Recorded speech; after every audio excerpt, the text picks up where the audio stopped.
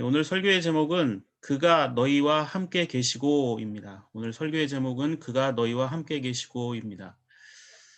오늘 첫 번째 본문인 창세기 11장 1절에서 9절에는 바벨탑 사건 이야기가 등장합니다. 교회를 다니는 사람이나 다니지 않는 사람이거나 이 바벨탑에 관한 이야기들은 잘 알고 있는 이야기 중에 하나입니다. 나중에 우리가 성경 말씀을 통해서도 알 수 있듯이 이 바벨탑은 하나님의 심판을 받게 됩니다. 사람들이 서로 말이 같았고 의사소통이 가능했던 이 바벨탑에 모여 있었던 사람들이 힘을 모아서 도시를 세우는 것. 자, 같은 말을 하고 뜻을 모아서 도시를 세우는 것이 잘못이었을까요? 예, 도시 자체를 세우고 탑을 세우는 것은 문제가 되지 않습니다. 그들의 가장 근본적인 문제점이 무엇이었냐면 창세기 11장 3절에서 4절은 이렇게 말하고 있습니다. 그들은 서로 말하였다. 자, 벽돌을 빚어서 단단히 구워내자. 사람들은 돌 대신에 벽돌을 쓰고 흙 대신에 역청을 썼다. 더 좋은 건축 재료로 건물을 튼튼하게 만드는 것. 여기까지는 문제가 되지 않습니다. 그러면서 또 이렇게 말합니다. 그들은 또 말하였다. 자, 도시를 세우고 그 안에 탑을 쌓고서 탑 꼭대기가 하늘에 닿게 하여 우리의 이름을 날리고 온 땅 위에 흩어지지 않게 하자. 자, 3절의 시작이 그들은 서로 말하였다라고 되어 있는데 이것을 히브리어 성경을 그냥 직역하게 되면 그들은 서로 뜻이 통하는 동료였다라고 말할 수 있다고 합니다. 그러니까 단순히 말만 통하는 사이가 아니라 의견이 일치되는 사이였다는 겁니다. 그런데 그들의 일치된 의견은 굉장히 도전적인 것이었습니다. 아무리 인간의 기술과 문명이 발달한다 해도 사람이 만든 탑이 하늘에 닿을 수 있을까요? 이런 허무맹랑한 계획의 목적은 더 황당합니다. 첫 번째가 우리의 이름을 알리고, 즉 이름을 알리고, 두 번째는 흩어지지 말자는 것이었습니다. 예수님과 동시대에 살았던 그 1세기 유대교 철학자인 필로라는 분이 있는데 이분이 바벨탑에 대해서 뭐라고 이야기를 했냐 하면 바벨탑을 만들 때 사람들이 벽돌 하나하나에 자기들의 이름을 새겨 넣었는데 자기를 나타내기 위한 명예욕이었다 이렇게 말합니다. 자, 사람들이 벽이나 돌에 이름을 새기는 일들이 굉장히 많죠. 특히나 해외 유명 관광지마다 뭐 어떤 특정한 나라의 국민들이 낙서를 너무 많이 한다. 또 우리나라에서도 그런 일들은 얼마든지 찾아볼 수 있습니다. 사람들은 낙서를 하면서 자기 이름을 적거나 뭔가 기념될 만한 것을 남기려고 합니다. 왜 그럴까요? 그것은 인간이란 존재 자체가 자신을 드러내려는 본능을 가진 아주 이기적인 존재이기 때문이라고 생각을 합니다. 그리고 창세기 11장 3절과 4절 중에 이 4절 끝부분을 보면 이 바벨탑에 모였던 사람들이 흩어지지 말자라고 이야기를 하는데 이 흩어지지 않게 하자라는 이 말도 역시 하나님의 명령에 반하는 것이었습니다. 창세기 9장 1절에서 노아의 방주 사건 이후에 하나님께서 주셨던 약속은 많이 나서 온 땅에 가득 불어나라. 창세기 처음 시작할 때도 사람에게 주셨던 명령, 또 동물에게 주셨던 명령들은 생육하고 번성하여 땅에 충만해라 이거였습니다. 그런데 이런 하나님의 확산 명령을 거부한 것입니다. 즉 하나님의 뜻을 거역하고 사람들끼리 힘을 모아서 서로를 통제하며 인간의 일을 이루려는 업적주의의 망령이라 할 수 있습니다. 저런 고대 건축물들은 인간의 어떤 조직, 그러니까 상하 관계가 이루어져 가고 있다라는 것을 설명하는 겁니다. 인간이 세상에 태어나 살면서 자랑할 수 있는 이름과 업적은 성경 말씀에 의하면 예수의 이름과 십자가밖에 없다는 사실을 잊지 말아야 합니다.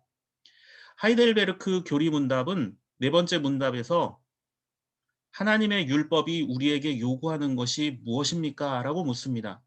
답은 마태복음 22장 37절과 40절 말씀을 인용하면서 하나님을 사랑하고 이웃을 사랑하는 것이 하나님께서 우리에게 요구하시는 것이다 라고 설명하고 있습니다.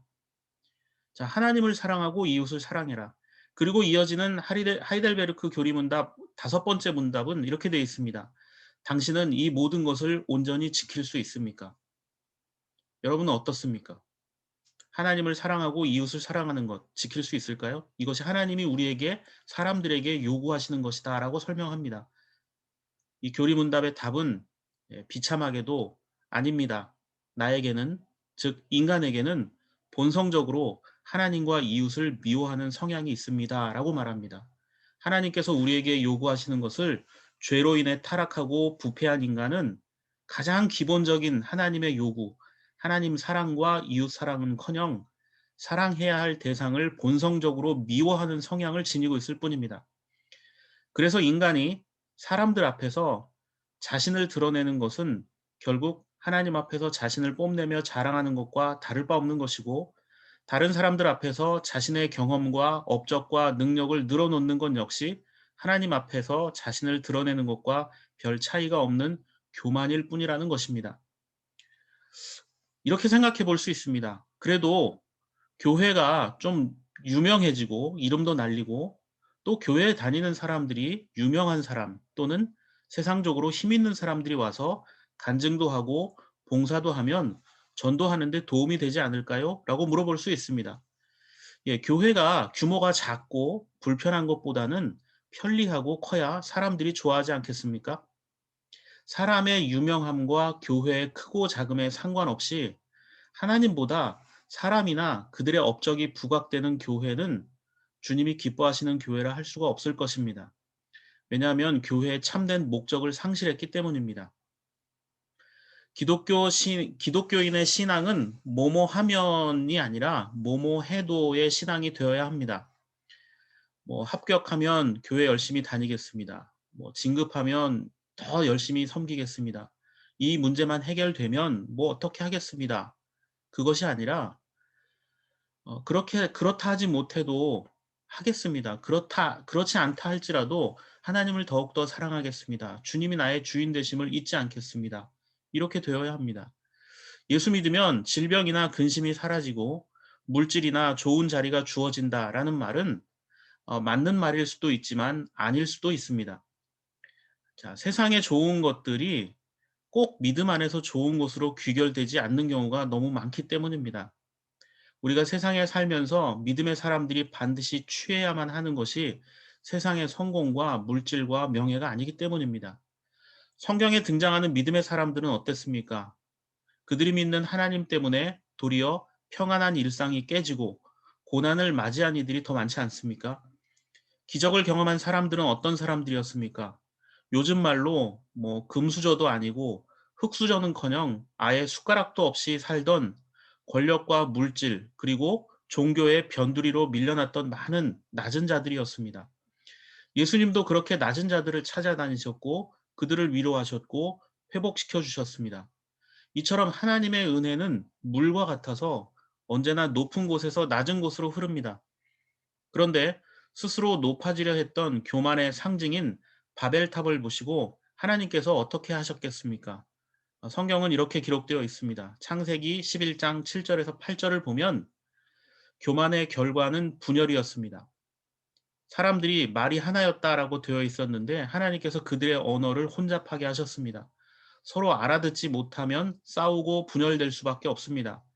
이건 오늘 우리들의 삶 속에서도 마찬가지로 나타납니다. 똑같은 말을 사용하는데도 불구하고 말이 안 통하는 사람이네 하면서 싸우는 게 인간입니다. 낮아짐이 없는 이들에겐 다툼과 분열만 있을 뿐입니다.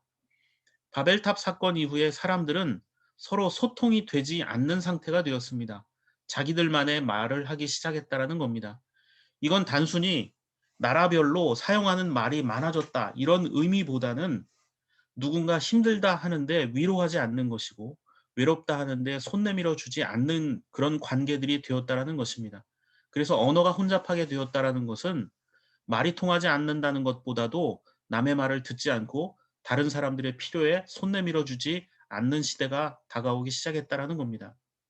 그런데 성령께서는 우리가 하나님 뜻 안에서 이렇게 변화되어야 한다라는 것을 가르쳐 주셨습니다. 성령께서 우리에게 오시면 우리의 생각과 가치관이 변하게 됩니다. 오늘 두 번째 본문인 사도행전 2장 1절에서 21절은 그러한 내용을 설명해 주고 있습니다. 주님의 성령이 내려오신 때, 그때를 이제 오순절이라고 합니다. 이 구약 시대에 이스라엘이 이집트에서 해방된 것을 기념하는 날이 6월절입니다.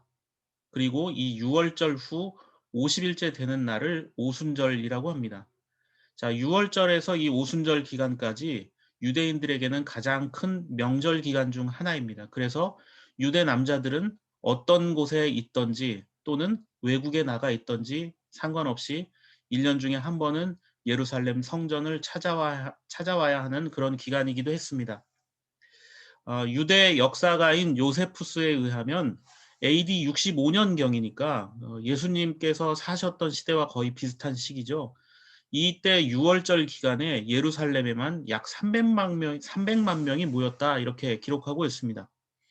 이게 뭐 물론 과장된 숫자일 수도 있긴 하지만 예루살렘에는 바벨론 포로기 이후에 여러 곳에서 흩어져 살던 유대인들이 엄청나게 모여지는 기간이 바로 이 유월절 축제 기간이었습니다. 그런데 성령은 그 많은 사람들이 아니라 조용히 마가의 다락방에 모여 있던 제자들에게 나타나셨습니다. 그때의 모습을 사도행전 2장 1절에서 4절은 이렇게 말합니다. 자, 2절 말씀을 보면 그때 갑자기 하늘에서 세찬 바람이 부는 듯한 소리가 나더니 이렇게 되어 있습니다. 자, 하늘에서 세찬 바람이 부는 듯한 소리가 났다. 이건 일종의 상징입니다. 어, 고대 사람들에게 하늘은 신이 계신 거룩한 곳의 상징입니다. 성령이 땅에서 솟아나거나 사람들에게서 나타난 것이 아니라 하늘로부터 내려왔다. 이것은 하나님의 구원 사건은 인간의 계획과 경험을 초월하는 사건임을 설명해 주고 있습니다. 예수 그리스도께서 세례 요한에게 세례를 받았을 때도 하늘에서 소리가 들렸다 이렇게 말하고 있죠. 마찬가지입니다. 그렇기 때문에 이 성령님께서 우리에게 오셨다라는 것은 인간의 어떤 노력, 인간의 계획이 아니라 그 모든 것들을 초월하신 하늘로부터 내려오는, 즉 하나님에 의한 사건임을 설명해 주고 있습니다. 그래서 이렇게 성령의 임재를 경험한 사람들이 했던 일이 무엇입니까? 4절 말씀을 보면 성령이 시키시는 대로 각각 방언으로 말하기 시작했다라고 말합니다. 그렇다면 여기서 말하는 방언이 무슨 뜻일까요? 예, 어떤 분들은 이 방언이 이상한 소리로 기도하는 것이 아니냐라고도 이야기합니다. 심지어 뭐 한 번도 배운 적이 없는 외국어를 척척하는 것이다 이렇게 주장하기도 합니다. 그런데 이 4절에 나타나서 기록되어 있는 이 방언이라는 헬라어 단어는 글로사라는 단어를 사용하는데요. 이 글로사라는 단어는 혀를 뜻하는 tongue을 의미합니다. 그래서 이 3절에 불길이 솟아오를 때 혓바닥처럼 또 갈라지는 것 같은 혀들이 이렇게 되어 있잖아요. 마찬가지입니다. 이건 살덩어리인 혀를 말하기도 하지만 언어를 의미하기도 합니다. 그래서 이 방언이란 말은 말이라는 뜻 말고도 언어라는 뜻도 있습니다. 그래서 모국어를 영어로는 마더텅이라고 하잖아요. 그래서 방언은 말이고 말은 반드시 듣는 상대가 알아듣고 이해할 수 있는 언어가 되어야만 합니다. 남들이 알아듣지는 못하는데 막 혼자 떠드는 것은 방언이라고 할 수 없습니다. 성경에 나오는 방언은 반드시 누군가가 알아들을 수 있는 말이어야 한다는 것입니다. 그래서 고린도전서 말씀에서 바울이 이런 얘기를 합니다. 방언을 말할 때는 반드시 해석이나 통역이 필요하다고 말합니다. 소통이 되는 언어가 되어야 한다는 전제가 있습니다. 그렇다면 이 방언이 구체적으로 어떻게 예루살렘 교회와 유대인 공동체에 영향을 주었을까요? 사도행전 2장 5절에서 8절 말씀을 보면 이렇게 되어 있습니다. 예루살렘에는 경건한 유대 사람이 세계 각국에서 와서 살고 있었다. 그런데 이런 말소리가 나니 즉 기도하던 제자들이 방언을 말하기 시작하니 많은 사람들이 모여와서 각각 자기네 지방말로 제자들이 말하는 것을 듣고서 어리둥절하였다. 그들은 놀라 신기하게 여기면서 말하였다. 보시오, 말하고 있는 이 사람들은 모두 갈릴리 사람이 아니오. 그런데 우리 모두가 저마다 태어난 지방의 말로 듣고 있으니 어찌된 일이오. 자, 이 부분은 조금 상상력이 필요합니다. 여러분이 만약에 외국에서 살다 온 재미교포, 해외 교포인데 한국에 들어와서 기도하는 사람들을 보고 있는데 내가 살던 곳의 말로 기도를 하는 게 들린다. 이러면 신기하지 않겠습니까? 바벨론 포로 이후에 유대 땅 이외에 흩어져 살던 유대인들이 굉장히 많았습니다. 세계 곳곳에서 흩어져 살던 유대인들은 각자 살던 곳에서 언어를 익히며 살던 사람들입니다. 오순절 기간에 그들이 예루살렘에 모여들었습니다.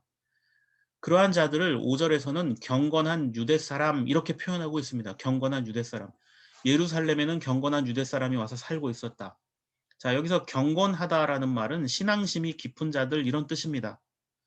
유대인들에게 신앙심이 깊다는 것은 무슨 뜻입니까? 유대 땅에 살면 당연히 신앙심이 깊을 수밖에 없죠. 그럼에도 불구하고 경건한 유대 사람이라는 표현은 외국에서 살다 왔는데도 불구하고 신앙을 잘 지키는 사람들 이런 뜻입니다. 그러니까 이 사람들은 해외에 살다 온 사람들이에요. 그래서 그 지역의 언어에 또 문화에 익숙한 사람들이었다는 겁니다. 이러한 사람들에게는 바로 율법을 지키고 배우고 있는 자들이라는 그런 의미를 갖고 있습니다. 그러니까 외국에 살지만 그래도 하나님을 믿는 자들 이런 뜻입니다. 그렇다면 이 사람들은 유대의 언어도 또 해외의 언어도 소통이 가능한 일종의 지식인이라 말할 수 있습니다. 반면에 방언으로 기도하고 있는 제자들 대다수는 어떻습니까? 다른 세상, 해외를 경험할 기회가 없었던 갈릴리 사람들이었습니다. 그래서 7절에서 경건한 유대인들이 방언을 말하는 제자들을 향해 뭐라고 말합니까? 갈릴리 사람들이 아니냐 이렇게 말하죠. 이 말뜻은 일종의 지역 비하 발언도 될 수 있고 또는 그 지역 사람들의 어떤 일자 무식이라는 좀 낮게 표현하는 그런 조롱의 의미도 있습니다. 본문엔 나오지 않지만 그 사도행전 2장 13절을 보면 나중에는 사람들이 뭐라고 얘기하냐면 이 사람들은 술 취한 거 아니냐라고 조롱하기까지 했습니다. 한마디로 뭔가 배우지 못한 것 같은 그러한 사람들이 갈릴리를 벗어나 본 적이 없었던 그런 사람들이 어떻게 우리가 살던 지역에 말을 하고 있느냐라는 것이었습니다. 이게 바로 신비한 사건입니다. 물론 그 뒤로 방언에 대한 기록이 없습니다. 그래서 아마 많은 신학자들은 이 오순절에 한 번만 있었던 특별한 사건이 아니었을까 이렇게 설명하기도 합니다. 어찌되었건 이 방언은 상대가 이해할 수 있는 말이었다는 겁니다. 저는 이 대목에서 아주 중요한 사실 하나를 깨닫습니다. 성령은 바벨탑의 교만으로 소통이 사라진 사람들에게 이 소통의 길을 열어준다는 점입니다. 그리고 주님을 믿고 따르는 이들을 주님의 말씀을 전하는 주님의 혀로 사용하신다는 사실입니다. 주님의 말을 한다는 것은 결국 우리가 주님의 마음을 또 주님의 생각을 주님의 어떤 가치관을 품고 살아간다는 것 아니겠습니까?